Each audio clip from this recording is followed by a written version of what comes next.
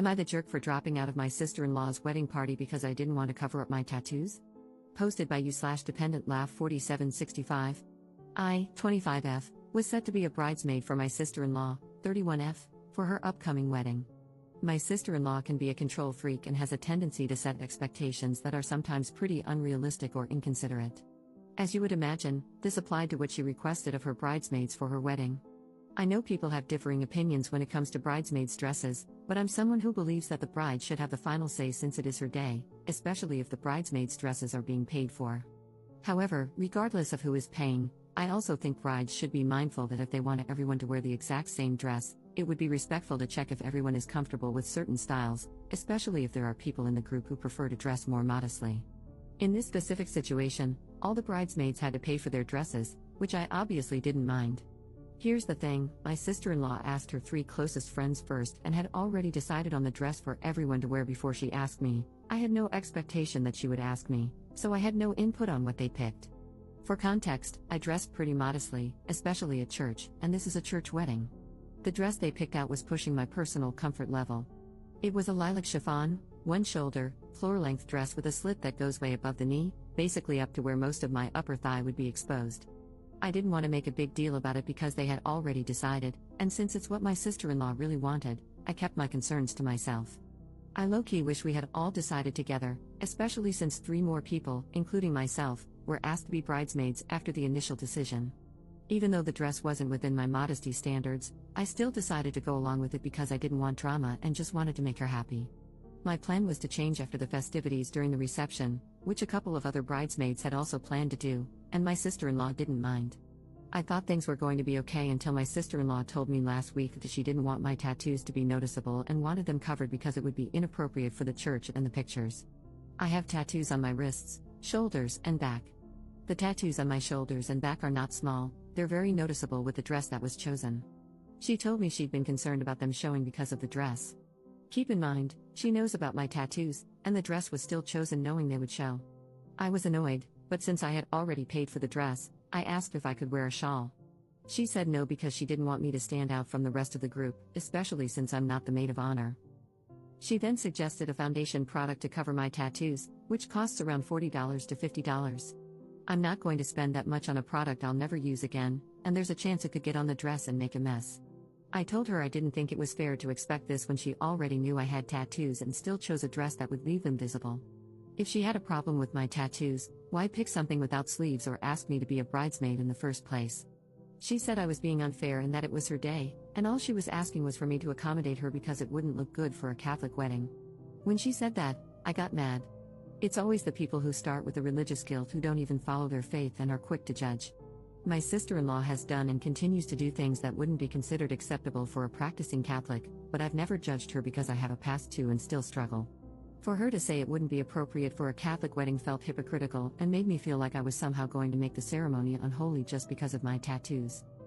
I got my tattoos during a time when I had walked away from my faith, but I've come back to it and am pretty devout now, despite my struggles and shortcomings.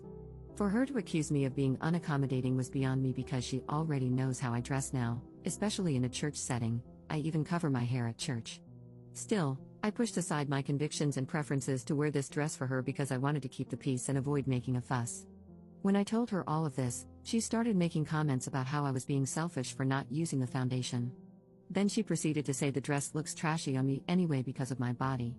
I'm on the curvy side and, unfortunately, have a large chest, so certain styles emphasize my chest and make me look bigger. That's just how the dress fits me. I'm not trying to brag, in fact, I personally don't like it. That's why I'm mindful of how I dress, but it's not like I can control how this particular dress looks on me. This is also why I prefer to dress more modestly. I ended the conversation by telling her that if this was going to continue to be an issue, I didn't want to trouble her further and thought it would be best if she chose someone else as a bridesmaid. I feel bad for stepping down, but her wedding is still 5 months away, and I think it's better if I'm no longer part of the bridal party. Am I in the wrong here? Edit. Just to clarify something, in response to some comments that wasn't mentioned in this post earlier, this sister-in-law is my husband's sister. None of my brothers are married. Trust me, I would have responded to her a little differently if that were the case, but since she is my husband's blood, it's his job to put her in check, which he already did. I can totally make another post to share what happened in that conversation between the two of them, but I'm not sure if I want to because it's a lot to unpack. Thank you for the comments, they've definitely made me feel better about my decision instead of feeling bad. Update 2 days later. I was debating whether or not to post this, but since a decent number of you asked and wanted to know, I decided I might as well spill the tea for all of you equally chismoso people like myself. Before I dive into my husband confronting her, I should provide some background on my overall experience with my relationship with my sister-in-law. In the beginning of my initial post, I talked about how she has a tendency to be controlling and to set very unrealistic expectations that influence the way she treats other people. Let me make one thing clear, she and I were very close at one point, or so I thought. I treated her like my own older sister, she has even seen me at some of my worst moments since I've been with her brother. But even then, I knew about her toxic behaviors. Part of me always prayed she would grow and do better with time. Almost 7 years later, and she proves me wrong every time. In the years I've known her, I've noticed how she prides herself on being the favorite child among her, my husband, and their brother. I didn't grow up with my half-siblings and was very much an only child, so I never really understood the dynamics between siblings or the competitiveness for parental approval and praise. To be honest, my husband and his brother don't really take any of it to heart or see anything as a competition, but their sister definitely does. At any given opportunity, she finds a way to make remarks about how she is the favorite and which of them is the least favored. At first, I saw it as joking and typical sibling banter, but as time went on, it started to irritate me. It especially doesn't help that I notice my in-laws don't even realize they play favorites and enable her behavior. For example, if my sister-in-law makes an out-of-pocket remark or comment at family gatherings, you know, the kind of comment that would earn you a smack if you said it to the wrong person, they never say anything to her. But heaven forbid my husband or his brother make a joke about something, then they get worked up. It's clear that because they don't treat all the siblings equally, she really does think she can act however she wants. I won't go into detail, but she has done things in the past that only prove that as long as things are going in her favor regarding her parents' approval, they are very religious. For context, she has no problem outing or screwing over her brothers.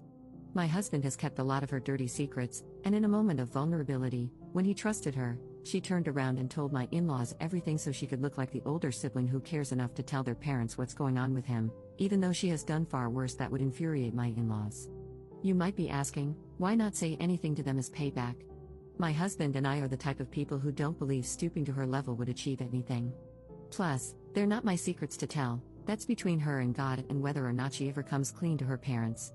Overall, that alone really changed my husband's view of his sister because it showed how selfish she is. Of course, he felt betrayed, even though this specific incident happened almost 6 years ago. He forgave her, but he never forgot. Since then, and over the time I've been with my husband, everything she says and does just doesn't go unnoticed. I know some of you may ask why we let it drag on, and, well, it's because if she is ever confronted for something she did wrong, she always finds ways to make herself the victim and get the whole family involved. It's like talking to a wall of nonsense and excuses. We've just learned to set boundaries, especially when it comes to family functions at this point. My sister-in-law sees through her nonsense but doesn't exhaust himself confronting her because my mother-in-law is overprotective of her, even though she knows her daughter can act very inappropriately. From what I see, my mother-in-law gets like that because my sister-in-law has run away and temporarily cut ties with them when things don't go her way. I get that she wouldn't want a strained relationship with her daughter, but still. So, imagine how angry my husband is. He's already been holding in his frustrations with his sister and is fed up with how passive his parents have become when it comes to her. Well, when he confronted her via FaceTime, he obviously came to my defense and told her she was being unreasonable and unfair.